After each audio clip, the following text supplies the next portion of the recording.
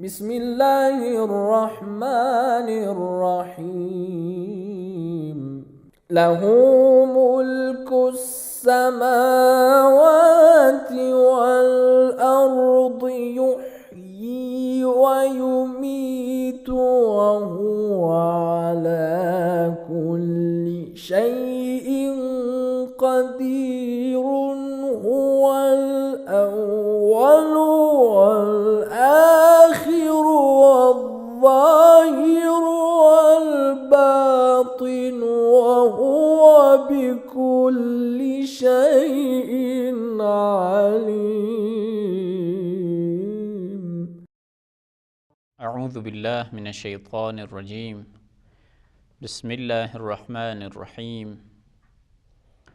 الحمد لله رب العالمين بارئ الخلائق أجمعين، ثم الصلاة والسلام على سيدنا ونبينا ومولانا وحبيب قلوبنا وطبيب نفوسنا وشفيع ذنوبنا أبي القاسم المصطفى محمد صلى الله عليه وآله أجمعين وأصحابه المنتجبين.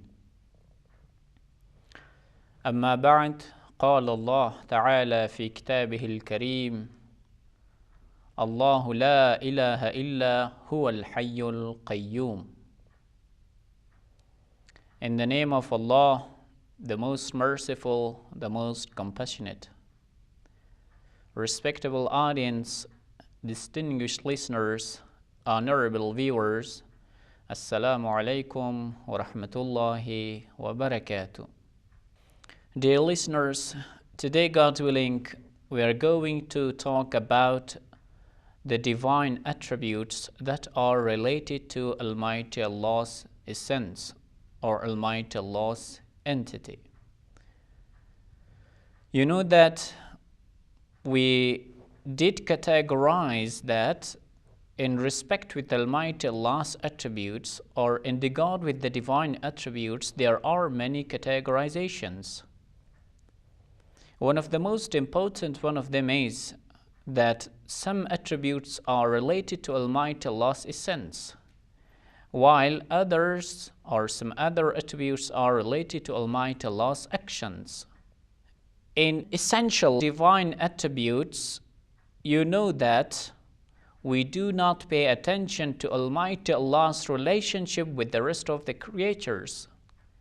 Only we think and we ponder about Almighty Allah's essence. And then, for sure, we will come to this conclusion, we will come to this understanding that how many attributes can be related to Almighty Allah's essence without considering or without taking into account Almighty Allah's relationship with the rest of the creatures. Only Almighty Allah alone. Thinking about this, the philosophers and the Muslim theologians have drawn many or have derived many attributes that could be related or that could be ascribed to Almighty Allah. One of those important and most fundamental attributes that should be ascribed to Almighty Allah, that is life. Almighty Allah is a living one. This verse of the Holy Quran, later on we will come and tell that there are many rational and scriptural arguments and reasons that prove Almighty Allah's attributes. So, Allahu la ilaha illa huwa al-hayyul qayyum. In this verse of the Holy Quran, Almighty Allah is going to prove life for Himself. You know that what are the reasons or what are those basic arguments that favor our claim, that favor our approach that Almighty Allah is a living one? We have many rational and many scriptural reasons that Almighty Allah is a living one. One of the best and most fundamental argument that the philosophers have put forth in this respect, that is, that فاقد الشيء لا يستطيع أن يكون معطي الشيء. When we could prove that Almighty Allah is the efficient cause, when we could substantiate that Almighty Allah is the primal cause and the rest of the causes are subordinate to Almighty Allah's creation or createdness, then this philosophical law makes us reach this conclusion that Almighty Allah Himself should be alive first. Otherwise, a dead one does not have this power and authority to make other causes efficient.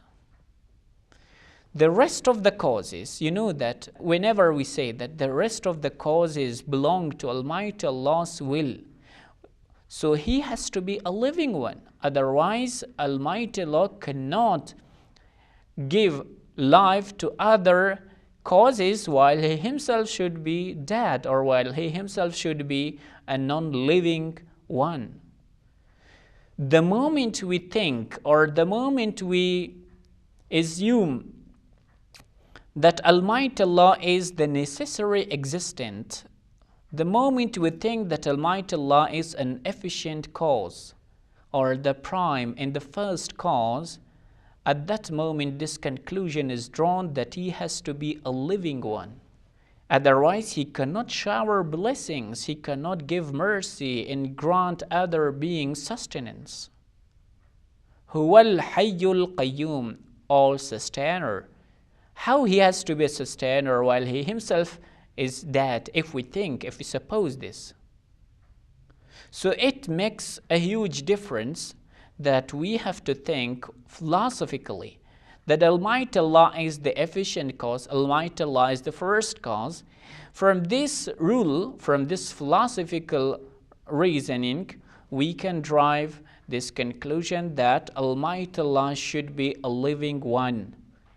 A non-living one cannot beget or cannot create.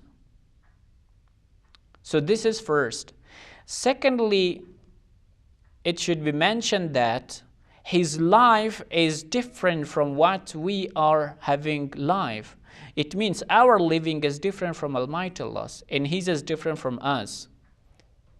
It is essentially, sometimes the philosophers say that our being, our existence is of the same kind that Almighty Allah's is.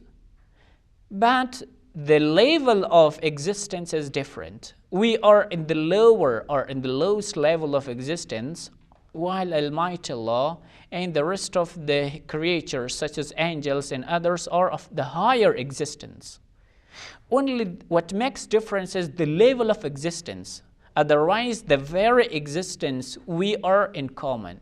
We share this commonality that we, the human beings and the creatures, do have the same existence as that of Almighty Allah. But of course, Almighty Allah's existence is limitless. Almighty Allah's existence is without any limitations. Those limitations that the human beings and the rest of the creatures are subject to. This is the second argument we put forward, that Almighty Allah is a living one and a living creator. He enjoys life. He is Hayy. He is a living one. He should not be thought or assumed as a non-living creator. You know that whenever a person creates, the word of creation itself implies that he has to be a living one.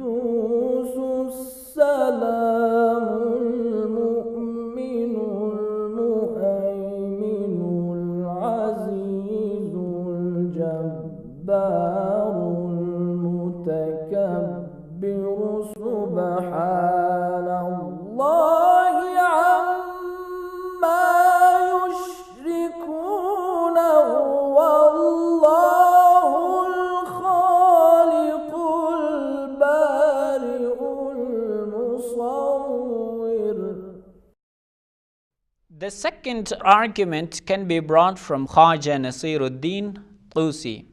He has said, كل قادر وعالم حي بالضرورة إن شاء الله. Every powerful or every knowledgeable is essentially a living one. He says that he who possesses power and he who possesses knowledge, it should be thought that he enjoys life prior possessing knowledge and possessing power. Prior talking about Almighty Allah's power, prior talking about Almighty Allah's boundless knowledge, we have to make it sure, we have to confirm it beforehand that He is a living one. Otherwise, these attributes cannot be related and ascribed to Almighty Allah. So He has to be firstly thought as a living one, so that we have to talk about Almighty Allah's power and Almighty Allah's knowledge. This is another important argument made by Khaja Nasiruddin Tusi, a very well-known theologian of the Muslims. The third important point that can be put forth here in respect with Almighty Allah's existence, in respect with Almighty Allah's life, that He is a living one, we did prove this priorly, I think, that when we talked about the human beings' dichotomous dimensions and aspects, that human beings are composed of two components, physical and spiritual components, we did say that the life belongs to the spirit. You know that when a person dies, when a person passes away, actually he is not accompanied with his spirit. So spirit is an immaterial being or existence. Since our life depends on our immaterial aspect.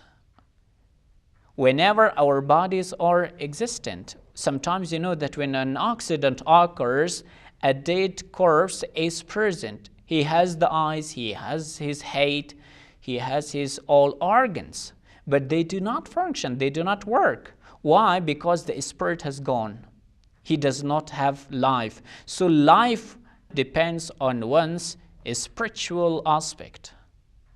Since Almighty Allah is of immaterial kind, since Almighty Allah is of immaterial existence, so Almighty Allah's existence, Almighty Allah's life should be proved, should be taken for granted. Why? Because Almighty Allah is not a physical existence. Almighty Allah is an immaterial being and existent. So, respectable audience, let me make it more clear that life is fully dependent on one's spirit.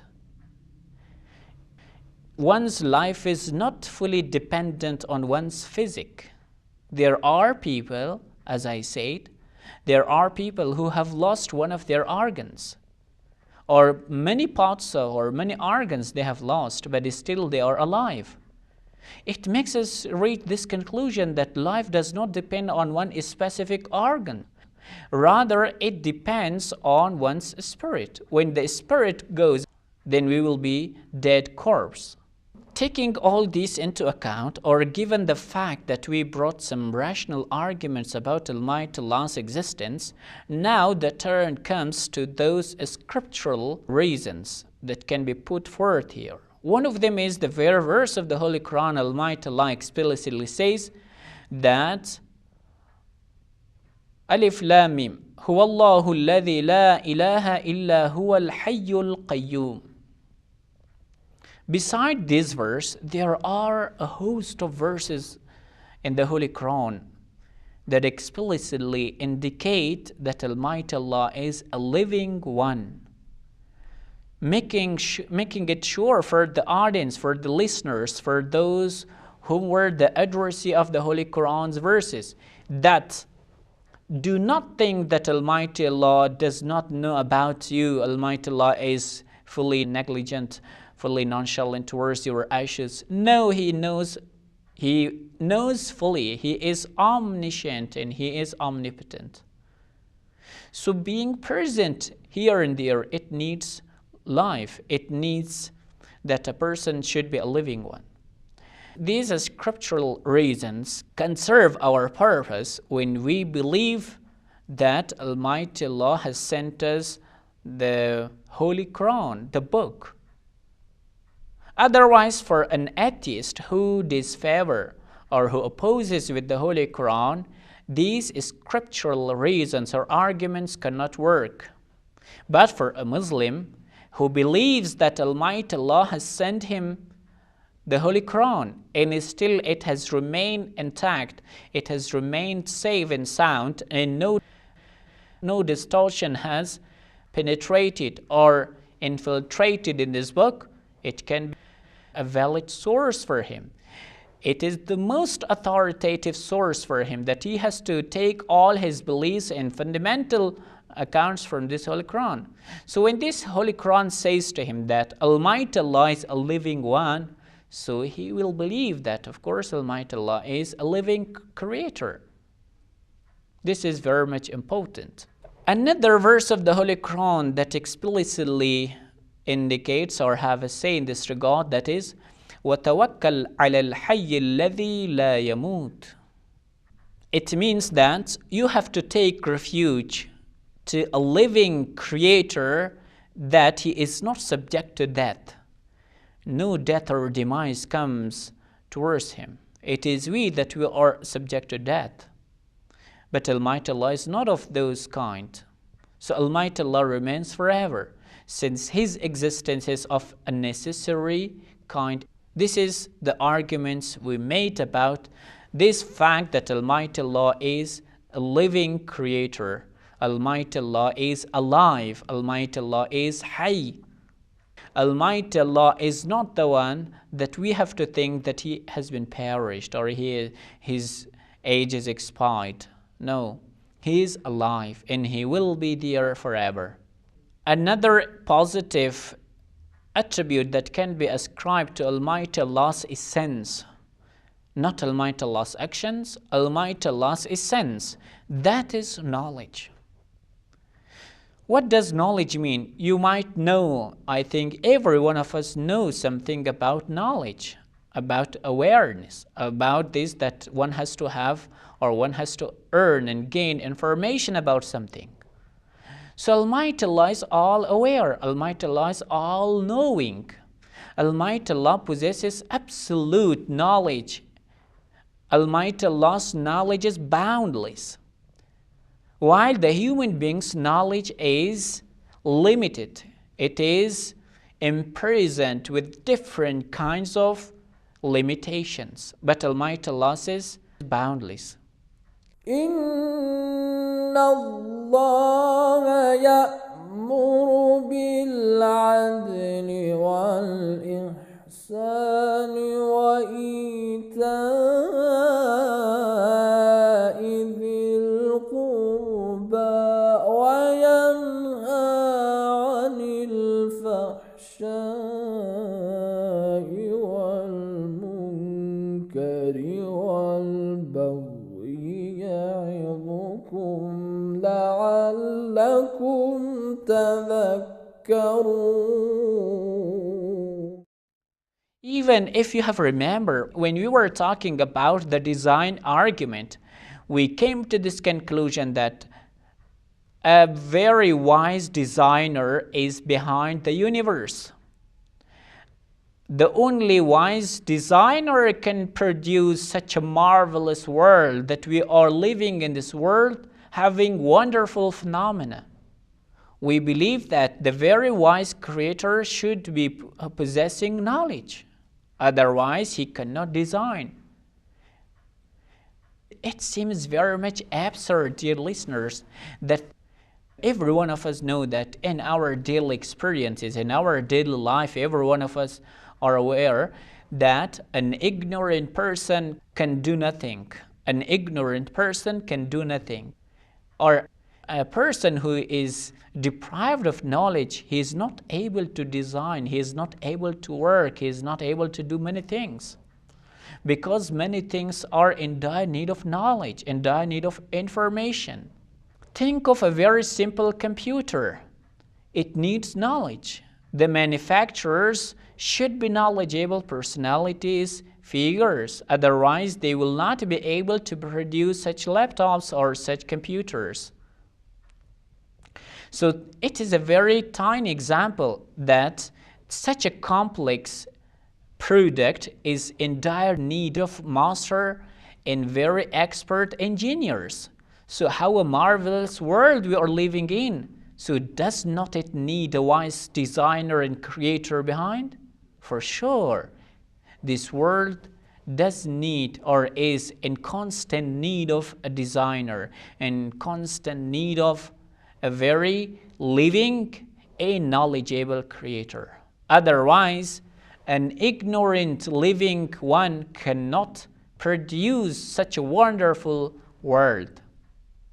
Leaving aside all those marvelous oceans, that you know that our knowledge of the oceans are very limited in the surface of the earth. We might have some knowledge about the surface, but the deep layers of the oceans and the galaxies that are beyond our reach, that we have not invented yet, all of them are in need of a very wise, a knowledgeable designer. Otherwise, it will not be created. So Almighty Allah's second most important positive attribute is knowledge. And with these examples, we could prove the fact that Almighty Allah is possessing knowledge. But indeed, Almighty Allah's knowledge is boundless. Almighty Allah's knowledge is limitless. It is not prone to those errors, to those mistakes our knowledge might be prone to. So the second argument of us that Almighty Allah possesses knowledge, it traces back to the design argument as it was said. But the third argument, it goes to those scriptural arguments we bring to you from our Holy Quran. Our Holy Quran has touched this important fact that Almighty Allah is Alim. Almighty Allah is all-knowing. Almighty Allah knows everything. Almighty Allah is not only knowing your deeds, your practical steps, rather He is fully aware of your intentions. Those things that comes in your mind and but goes away. Even Almighty Allah is aware of those intentions. So, dear listeners, these were the two important attributes that could be ascribed to Almighty Allah's essence. First, life. It means that He is a living creator. He is still alive and will be alive forever. He had been alive from the eternity, from pre-eternity, and He will be alive forever, for His existence is of necessary kind. This is first. Secondly, we say that Almighty Allah is all-knowing. Almighty Allah knows everything. So, Almighty Allah's knowledge can be divided into two types. Almighty Allah's knowledge to Himself, or Almighty Allah's knowledge of Himself, and sometimes Almighty Allah's knowledge of His creatures. The first kind, Almighty Allah's knowledge of Himself is of immediate kind. We call it ilm huduri. Almighty Allah's knowledge of Himself is of immediate kind. Almighty Allah's knowledge in respect with His creatures is of two kinds. Almighty Allah's knowledge to His creature before their creation, and Almighty Allah's knowledge to His creature after their creation. The second type is not of the present kind, of not the immediate kind. Rather, Almighty Allah's knowledge to His creatures prior their creation is of immediate kind. So, keep it in mind that Almighty Allah's knowledge can be talked about in many ways.